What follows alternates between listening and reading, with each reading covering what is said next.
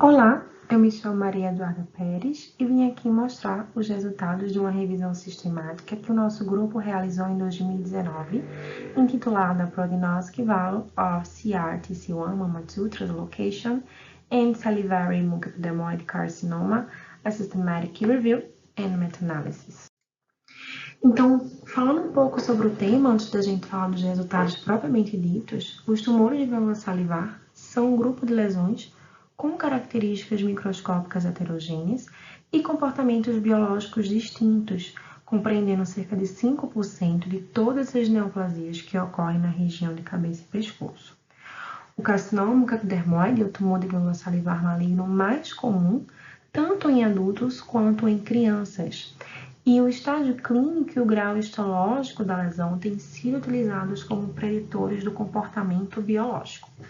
No carcinoma mucoepidermoide, particularmente, houve um aumento dos estudos mostrando a presença da translocação chamada CRTC1 Mama2.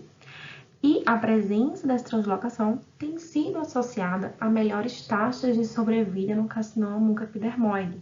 Entretanto, o real valor prognóstico dessa translocação tem sido discutido devido a recentes achados controversos. Então, frente a isso, o principal objetivo na nossa revisão sistemática foi entender o potencial prognóstico da translocação no carcinoma mucoepidermoide.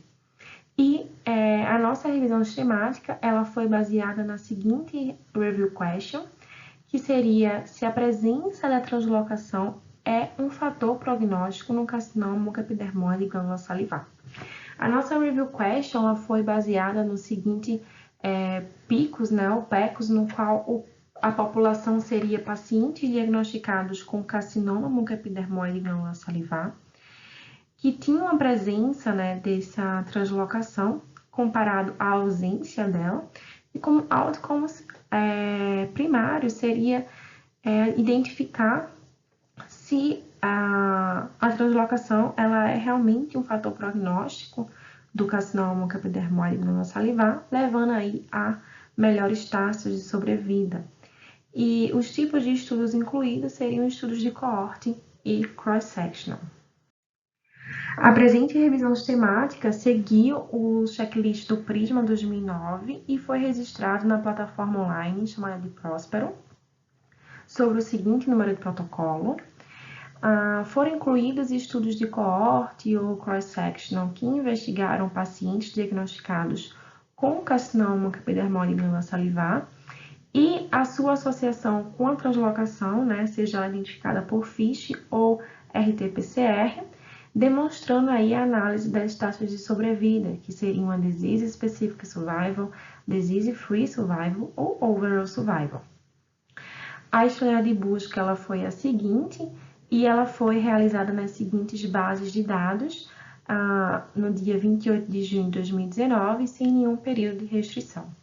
Entre os itens coletados, coletamos os seguintes itens: autor, o ano de publicação, país, número total de casos, dados clínico-patológicos e sua associação com a translocação, qual foi a técnica para identificar a translocação, a frequência da translocação na amostra, qual foi o sistema de gradação histológica utilizado, o tempo de follow-up e as taxas de sobrevida e a análise estatística utilizada para calcular essas taxas. A ferramenta de análise do risco de viés foi a ferramenta chamada QIPS, a qual é uma ferramenta utilizada para estudos de prognóstico, e como medida de efeito, a gente avaliou as taxas de sobrevida dos pacientes com a translocação. A nossa meta-análise foi uma meta-análise de associação, na qual associamos o número de eventos, que nesse caso seria a morte, em cada grupo, que seria translocação positiva e translocação negativa, em relação ao número total de pacientes. E foi realizada, essa meta-análise ela foi realizada no Heffman.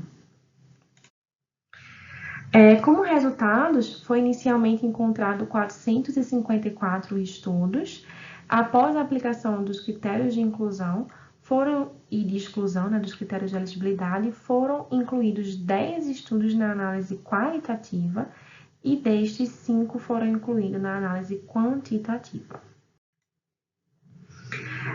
Falando agora sobre as características dos estudos, observou-se uma leve predileção pelo sexo feminino. O carcinoma epidermoide aconteceu principalmente na glândula salivar maior, seguido da glândula salivar menor, e mais de metade dos casos eram de baixo grau em relação ao grau histológico. Todos os estudos utilizaram blocos de parafina, sendo 2 desses utilizaram blocos de parafina e tecido de granulação, e 2 utilizaram blocos de parafina e espécimes coletados por citologia.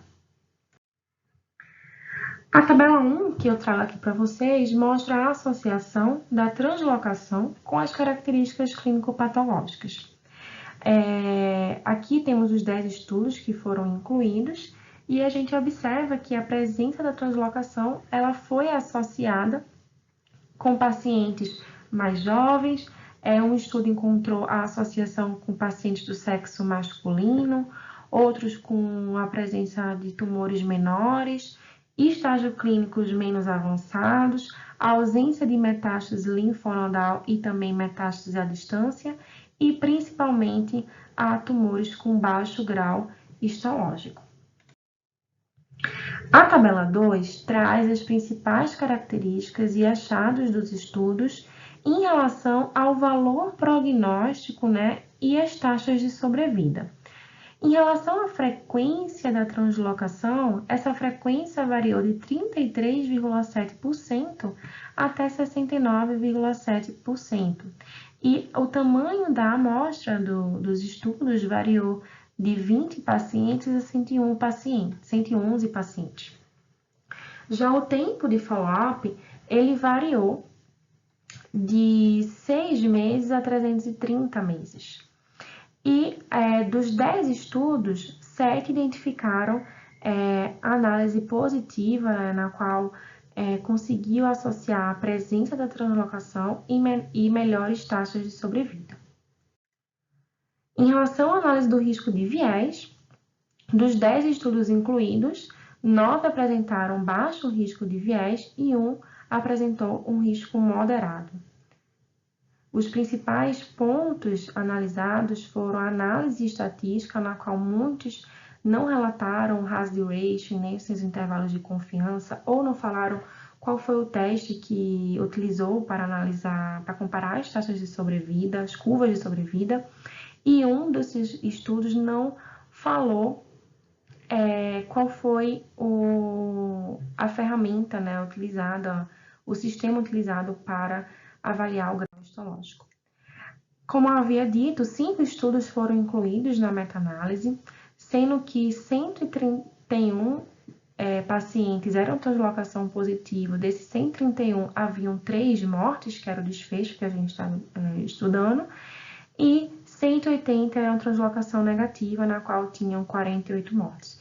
E a meta-análise, ela confirmou que realmente os pacientes com translocação positiva tinham menor risco de morte.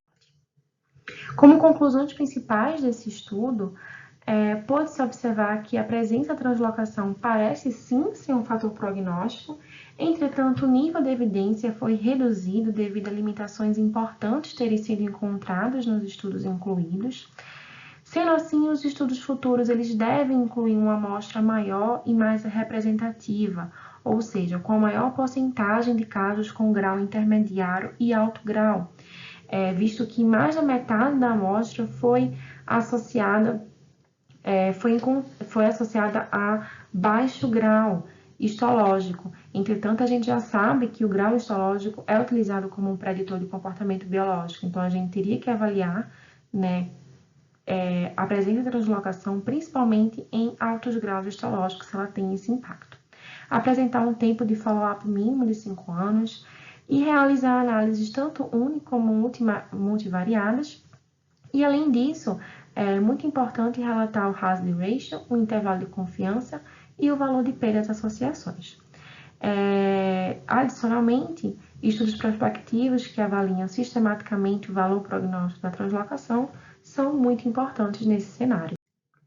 Essa revisão sistemática ela foi realizada com colaboração da Universidade Estadual de Campinas, Universidade Federal do Rio Grande do Sul e Universidade de Sheffield. Muito obrigada!